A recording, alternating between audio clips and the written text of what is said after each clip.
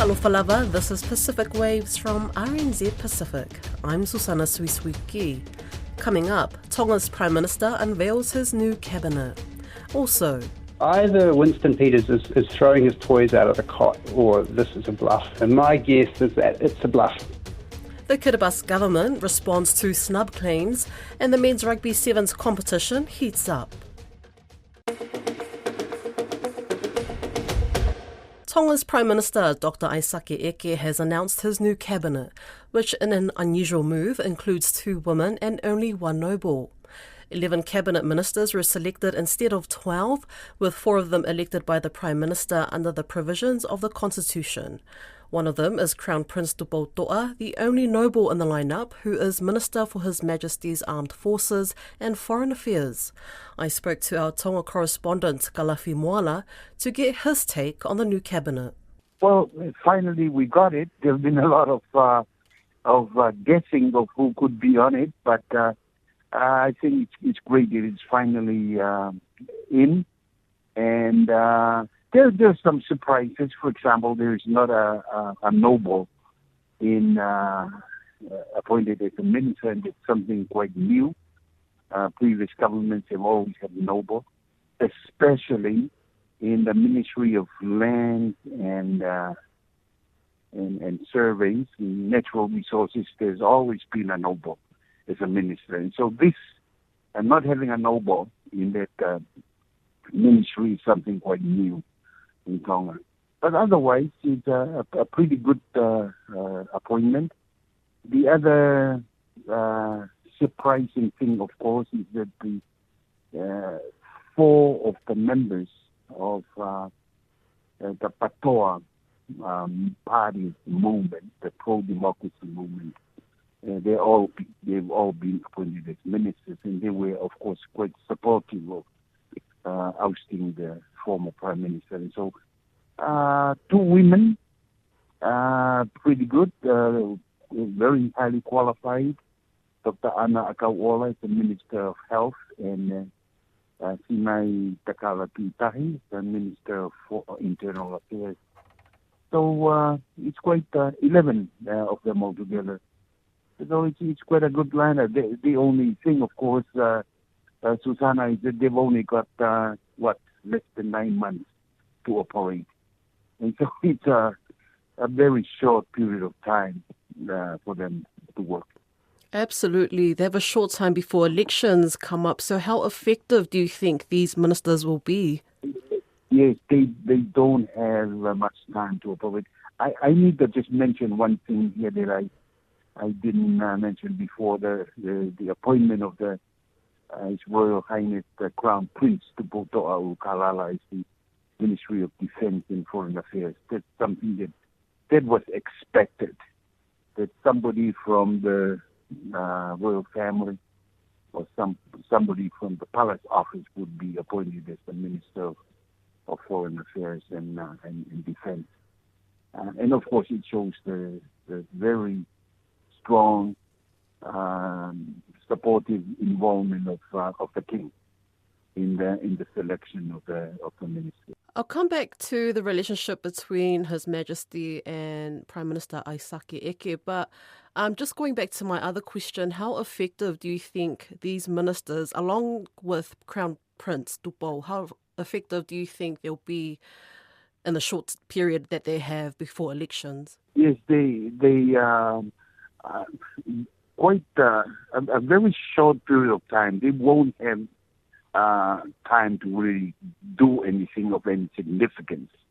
For example, they will have to operate until the end of June on the current budget that the previous government have put together. And then during this time, they'll be working on coming up with a new budget beginning on the 1st of July. And for the new budget, they're going to be only 4 months before the election in November or before Parliament will take recess. So they don't have much time to do anything, which is, of course, what surprised me when they picked this time to bring up the vote of no confidence and then end up in this whole situation politically here. because they could have waited until the election takes place. But what's done is done. So now it's a race against time to get everything over the line. Is that what I'm hearing? Yes. I mean, it says nothing about their ability, their competency. I think it could be a tremendous team that Dr. Ike has put together. But boy, they have a real challenge to bring any changes, significant changes, during these short few months. I know King Tupou will officially appoint the new ministers on Thursday, but how's the relationship looking so far between His Majesty and Aisake Eke? I would say this is one of the key things that's going to happen in this government, and if this government hopefully continues on after the election, that there's going to be a defining difference in the relationship between the king, the monarch, and the prime minister. Something that has not happened before, and especially with the previous prime minister, Sovaleni.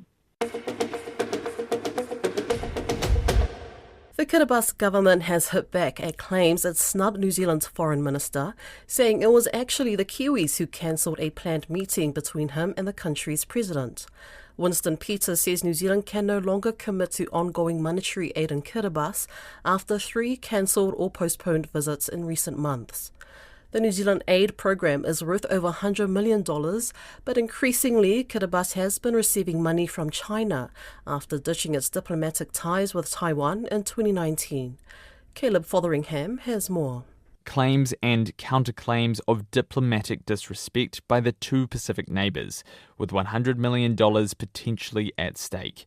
Kiribati Education Minister Alexander Tiabo today insisted that his president had to attend a significant historic event on his home island and could not receive Foreign Minister Winston Peters. His statement has been voiced. This important event's date was established by the head of the Catholic Church several months prior. Consequently, the president's presence and support were required on his home island for this event, and it was not possible for him to be elsewhere. Mr. Tiabo says President Tanes Maamau was doing his best for his people, and it's unfair for him to get the blame. The visit by New Zealand Foreign Minister was cancelled by New Zealand itself, but now the blame is on the President of Kiribati as the reason for all the cuts and the impacts to be felt by the people. This is unfair to someone who is doing his best for his people who needed him at any particular time. But New Zealand Foreign Minister Winston Peters isn't buying it. It was the Prime Minister, or the President rather, who set the date, 22 of January. Now, if he set the date, then how can the pre-book statement be correct? Kiribati has an ever closer relationship with China, and the island nation ditched its diplomatic ties with Taiwan in 2019. But Prime Minister Christopher Luxon isn't sure whether the diplomatic spat can be put down to China's influence. The Foreign Minister's tried several times to make sure that we can have as a new government, have a conversation with Kiribati and have a relationship there. He's very keen to meet with them and help them and work with them in a very constructive way, but that hasn't happened. New Zealand's Defence Minister Judith Collins says Mr Peters is doing the right thing by reviewing its aid to Kiribati. I think we need to be very careful about where our aid goes, how it's being used, and I agree with him. Can't have a disrespectful relationship. New Zealand aid expert Terence Wood says while Australia, not China, is still Kiribati's largest donor, it would be a geostrategically stupid move on Mr Peters' behalf to withdraw all New Zealand's aid from Kiribati. So either Winston Peters is throwing his toys out of the cot or this is a bluff. And my guess is that it's a bluff. Peters isn't stupid, and if he's really worried about Chinese influence in Kiribati, the last thing he'd want to do is withdraw all of our aid, because that's the only way we'll have any influence ourselves in Kiribati. It would also be a terrible decision in development terms. Australia's Deputy Prime Minister Richard Marles met with Kiribati's Vice President this month, but not the President. Yati Yati, a geopolitical expert from Victoria University, says the New Zealand government should have shown humility and met with the Vice President as well. New Zealand should have taken a leaf out of Richard Marles' book, which is something I don't often say, that we should follow the Australians. But I think Richard Marles did pretty good because New Zealand and Australia are after influence in the Pacific. And whether you meet with the president or the vice president on this particular issue, it would have done nothing but, in fact, bolster your influence in the region. He says the president has domestic obligations and the review of aid will send the wrong signal to the region. It sounds like they've just overreacted to a decision that was made by the Kiribati president based on internal domestic politics. And New Zealand not only overreacted, but seems like it's trying to play hardball with Kiribati. RNZ Pacific has made repeated calls to the Kiribati president's office. Fiji's Deputy Prime Minister Biman Prasad told an international conference last month in Bangkok that some of the most severely debt-stressed countries are the island states of the Pacific. Dr. Prasad, who's also a former professor of economics, said the harshest impacts of global economic re-engineering are being felt by the poorest communities across this region. He said the adaptation challenges arising from climate change are the steepest across the atoll states of the Pacific, Kiribati, Tuvalu and Marshall Islands. Don Wiseman spoke with Professor Prasad. Now, you want to see big changes in the way in which donor countries, the West effectively, provides aid to developing countries. You call this decolonising international development. What's the point you're trying to make? Well, essentially, Don, two very broad and important points in the first place. First is that the Sustainable Development Goals, and as you know previously, the Millennium Development Goals, and the climate finance gap right now is estimated to be about more than $1 trillion.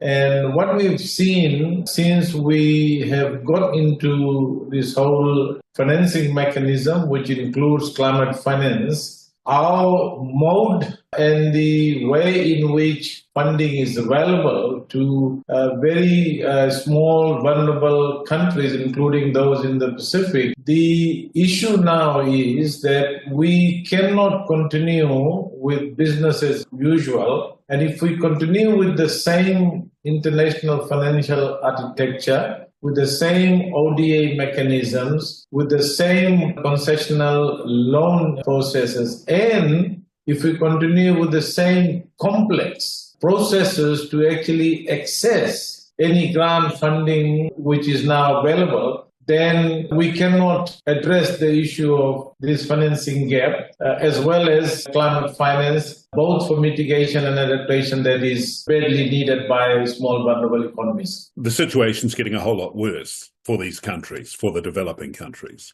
Absolutely. That is why we are saying that, first of all, we should have done some of the things that we're doing or thinking of doing in the future. Yesterday, we don't have time on our hand. Plus, the delay in accessing financing, particularly climate resilience infrastructure and for adaptation, then the situation for these countries is going to get worse and worse. And many of them would be moving closer to what we call existential threat that these countries, some of the smaller ones, that are facing today. You're suggesting that many, many millions more needs to come in terms of aid, and a lot more of it needs to go into government budgets. Yeah, I think that's a very important point that I was making, and I was making that point, Dawn, on the basis of a little bit of experience that we have. And here I want to commend the governments of Australia and New Zealand,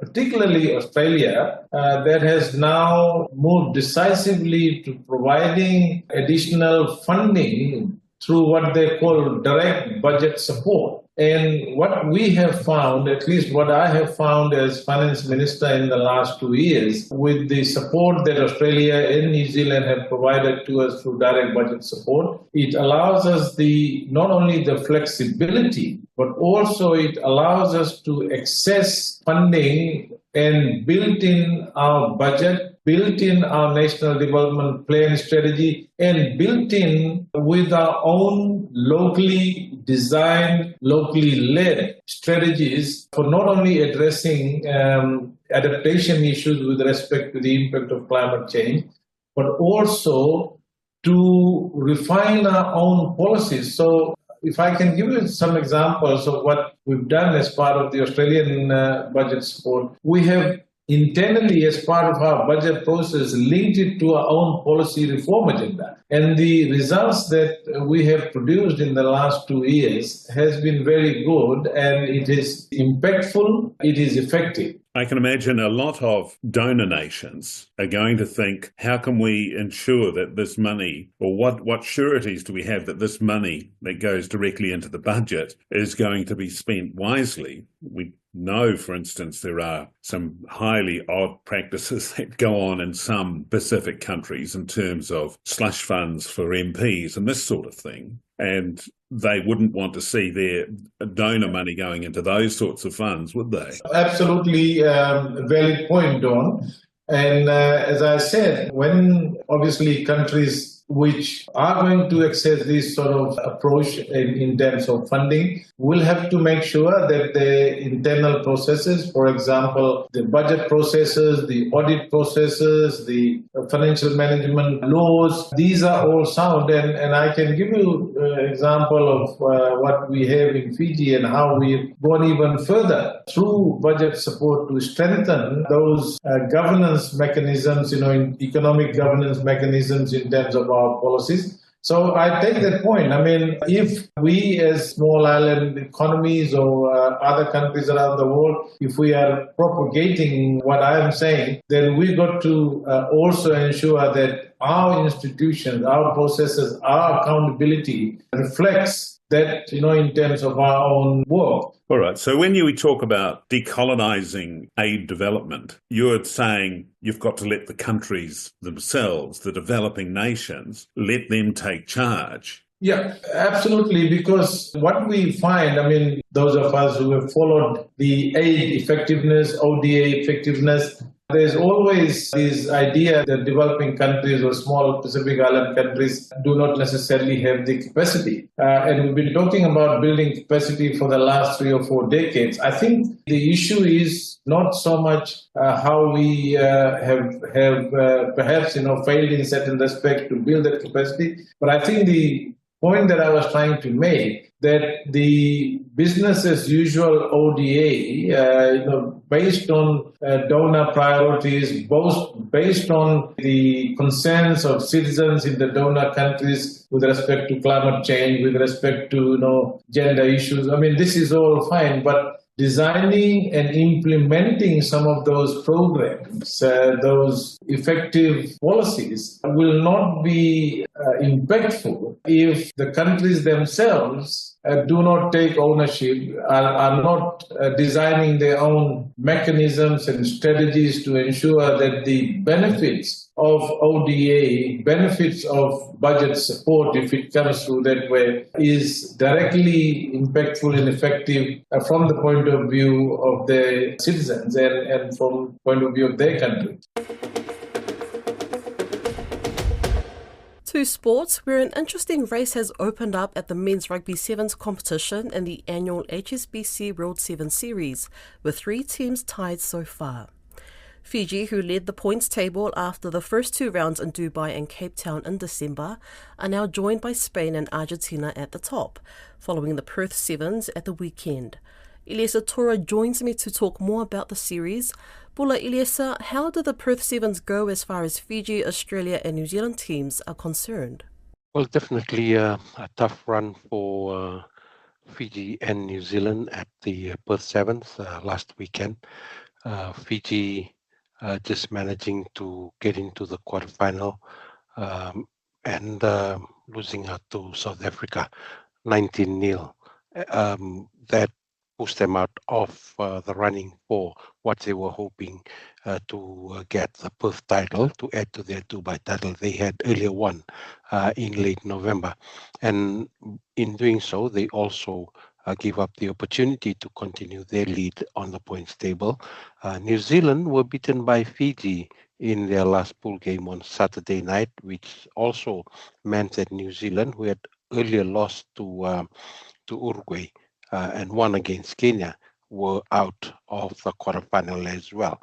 But Australia did managed to get through to the finals and unfortunately losing to Argentina in the end. In the women's competition, Fijiana made some impressive gains.